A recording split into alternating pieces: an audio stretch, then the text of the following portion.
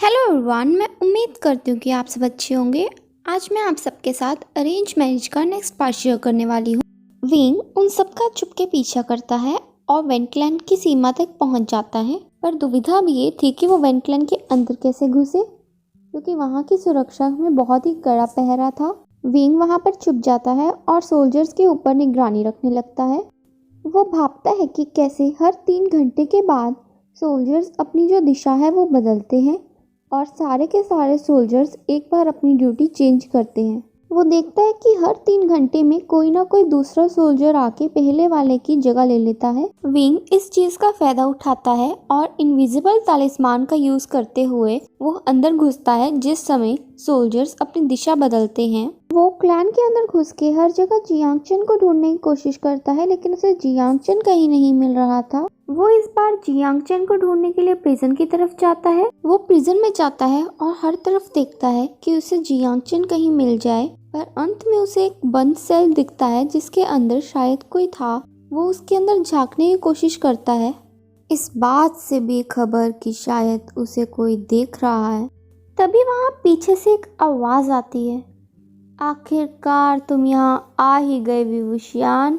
Wing बहुत ही ज्यादा घबरा जाता है। जब वो पीछे मुड़ के देखता है तो वहाँ वेंचो खड़ा था।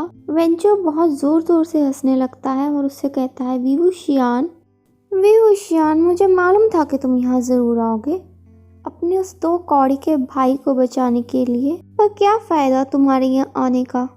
तुम्हें इस बात पे रिग्रेट होना चाहिए कि तुमने यहाँ आके अपनी जान को भी खतरे में डाल दिया, क्योंकि जियांग फैमियान का वो बेटा अब सिर्फ एक गंदी नाली का कीड़ा बन के रह गया है और तुम भी अब उसी की तरह हो जाओगे विवुशियान।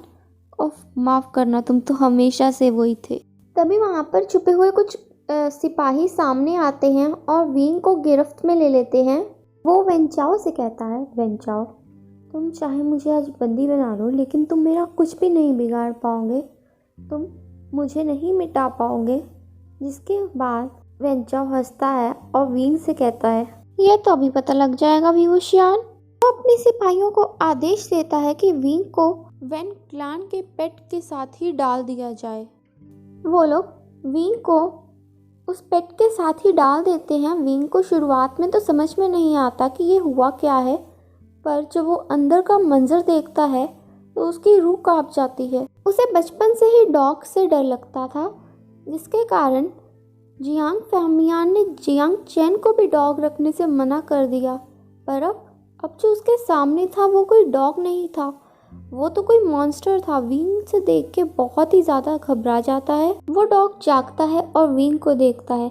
विंग को देखकर उसे खाने की कोशिश करता है, जिसके चलते विंग बहुत ही ज़्यादा डर जाता है। उससे उसकी स्वॉर्ड छीन ली गई थी और उसका फियर जो डॉग्स को लेकर था वो भी उसे बहुत ज़्यादा डरा रहा था। वो दरवाजे के साथ चिपक कर बैठ जाता है। उसे समझ नहीं आ रहा था कि वो क्या करे। वो डर के मारे कँपकँपा रहा था। वो दरवाजे को पीट रहा था कि कोई उसे बाहर निकाले, पर बाहर से तो उसे बस हंसी की आवाज़ें सुनाई दे रही थी। वो बेबस होकर एक कोने में बैठ जाता है। तभी वहाँ से उसे एक आवाज़ सुनाई देती है, विवुशियान, तुम विवुशियान हो ना। विवुशियान उसे कहता है, हाँ मैं विवुशियान हूँ, कौन हो तुम। तभी वेनिंग उससे कहता है, हाँ मैं वेनिंग हूँ, वेंचिन का भाई। ये नीडल उस डॉग को लगा दो, वो डॉग सो जाएगा।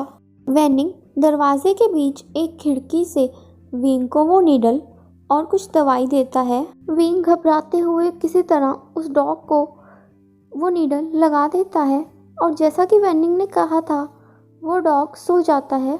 विवुशियान उस दवाई को लेता है और अपने शरीर के ऊपर लगाने लग जाता है। वो वेनिंग से पूछता है, क्या उसे पता है जियांग चेन कहाँ है।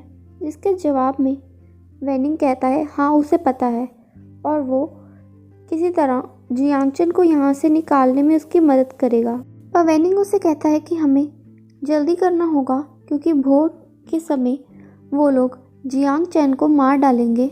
जिस पे विंग उसे कहता है कि नहीं, ऐसा नहीं हो सकता, मुझे जियांग चेन को बचाना होगा, प्लीज़ उसे यहाँ से लेके चल जाओ। जिस पे वेनिंग कहता है कि मैं मास्टर वी आपको इस तरह छोड़ के नहीं जा सकता। वेनिंग उसे कहता है कि वो 1 घंटे बाद वापस आएगा और वो किसी न किसी तरह उसको यहाँ से निकालने का तरीका ढूंढ लाएगा। वो कहता है कि जो जड़ी बूटियाँ मैंने आपको दी हैं उसे ले लीजिए और साथ में जो दवाई इसके अंदर सफ़ेद पाउच में है उसे खा लीजिएगा। वो पेन किलर है, वो आपका दर्द कम करने में मदद करेगी। फ़िलहाल के लिए आप इस दर्द के साथ यहाँ से नहीं भाग पाएंगे। विंग उसे शुक्रिया कहता है और वो बाकी की दवाई भी ले लेता है। उसे अब भी उस कमरे में डर लग रहा था। वो घबराया हुआ था कि अगर ये डॉग जाग गया तो उसका क्या होगा, पर वो ये भी सोचता है कि मुझे किसी न किसी तरह जियांग चेन को यहाँ से लेके जाना होगा। वो अपने आप को किसी तरह शांत करता है और मेडिटेट करता है ताकि वो अपनी पावर को जोड़ सके। उसके दिमाग में भी बहुत कुछ चल रहा था, लेकिन उसे अपने आप को शांत करना होगा। उसे अपना ध्यान फोकस करना होगा ताकि वो मेडिटेट करके अपनी पावर को, अपनी गोल्डन कोर को स्ट्रॉन्ग कर सके और अपने जख्मों को जल्द से जल्द भर सके। ठीक 1 घंटे बाद वेनिंग उस दरवाजे की कीज़ लेकर वहाँ पे आता है। वो उस चाबी से दरवाज़ा खोलता है और विंग को बाहर निकालता है।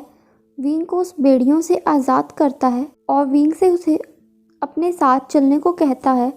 वो विंग को छुपाते हुए लेके जाता है जहाँ उसने जियांग चेन को रखा था। वो जियांग चेन को भी अपने कंधों पे उठाता है और उसे नाव की ओर लेके जाता है। वो उससे कहता है कि वेन क्लान से निकलने का इस समय सबसे सुरक्षित मार्ग सिर्फ पानी के थ्रू है। वो दोनों वेन क्लान के पीछे बहती एक छोटी सी नदी और नाव की सहायता से निकलते हैं और विंग वेनिंग को उसी मार्ग से लेके चल जाता है जहाँ पे वेंचिंग ठहरी थी। वो उसी घर में वेनिंग को और जियांग चेन को लेके चल जाता है।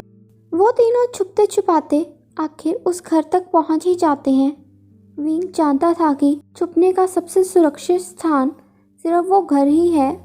वो वेनिंग को उसके कॉलर से पकड़ता है और उससे कहता है कि ये सब सिर्फ और सिर्फ तुम्हारी वजह से हुआ है, और वो उससे कहता है कि वो उसे कभी भी माफ़ नहीं करेगा। वेंचिंग ये सब सुनकर बाहर आती है और वो अपने भाई का कॉलर छुड़ाने की कोशिश करती है विंग के हाथों से। वो उससे कहती है कि विंग, हमें अभी समय जियांग चेन के ऊपर ध्यान देना होगा। वो तीनों जियांग चेन को अंदर लेके जाते हैं, उसका इलाज शुरू करते हैं। वेंचिंग उसे बताती है कि उन्होंने जियांग चेन की कई हड्डियां तोड़ दी हैं और इसे भरने में समय लगेगा, और वो साथ में ये भी बताती है कि इसको काफ़ी जगह इंजरी हुई है, पर हाँ ये ठीक हो जाएगा। पर समस्या सिर्फ इसकी गोल्डन कोर की है जो कि वेंजुलियो ने मेल्ट कर दी है, जिसे सुनकर विंग को बहुत ही ज़्यादा दुख होता है और उसे गुस्सा भी आ रहा था दोनों भाई बहन के ऊपर कि उनकी वजह से जियांग चेन की ये हालत हुई है। वो उससे जियांग चेन का अच्छे से इलाज करने को कहता है और उससे कहता है कि इसे कब तक होश आ जाएगा, जिस पे वेंचिंग उसे बताती है कि अभी हम कुछ कह नहीं सकते। जिस पे विंग उससे पूछता है कि इसकी गोल्डन कोर का कोई उपाय है, किसी तरह वो ठीक हो जा सकती है, जिस पे वेंचिंग उसे कोई जवाब नहीं देती और अपना सर ना में हिला देती है। विंग को समझ आ गया था कि वेंचिंग कुछ छुपा रही है, लेकिन वो कुछ नहीं कहता इस समय और जियांग चेन के होश में आने का इंतज़ार करता है। एक दिन बाद जब जियांग चेन को होश आता है तो वो वेंचिंग की ओर देखता है और उसे सबसे पहले वेंचिंग के ऊपर बहुत ही ज़्यादा गुस्सा आ रहा था, क्योंकि वो इस समय वेंचिंग की शक्ल की ओर नहीं बल्कि उसके कपड़ों की ओर देख रहा था और उसे सिर्फ वेन नज़र आ रहे थे। पर जब वो गौर करता है तो वो उसे याद आता है कि नहीं, ये वेन नहीं, ये उसकी वेंचिंग है। वो वेंचिंग की ओर देखता है और बहुत ज़ोर ज़ोर से रोने लगता है। विंग ये सब देख के टूट चुका था। अपने भाई को इस प्रकार रोते हुए देख विंग को बहुत ही ज़्यादा दुख हो रहा था। वहीं वेनिंग भी ये सब खड़ा देख रहा था और वेंचिंग खुद रो रही थी। उसे समझ नहीं आ रहा था कि वो अपने पति की किस प्रकार मदद कर सकती है। विंग अपने भाई को इस प्रकार देख के टूट रहा था। वो उसके पास जाता है, उसे शांत करने की कोशिश करता है, पर जियांग चेन तो रोए जा रहा था। विंग भी किसी तरह अपने आंसुओं को कंट्रोल करके बैठा था। वेंचिंग बहुत ही प्यार से जियांग चेन के सर के ऊपर हाथ फेरती है और उसके सर में एक नीडल लगा देती है, जिसके चलते जियांग चेन वहीं सो जाता है। और वो विंग से कहती है कि इस समय इसे सिर्फ रेस्ट की ज़रूरत है, इसके घावों को भरने में समय लगेगा, इसलिए बेहतर यही होगा कि ये जितना ज़्यादा आराम करे उतना ही ये जल्दी ठीक होगा। तो गाइस कैसा लगा आपको आज का पार्ट, प्लीज़ मुझे कमेंट्स में ज़रूर बताना and please like share and subscribe.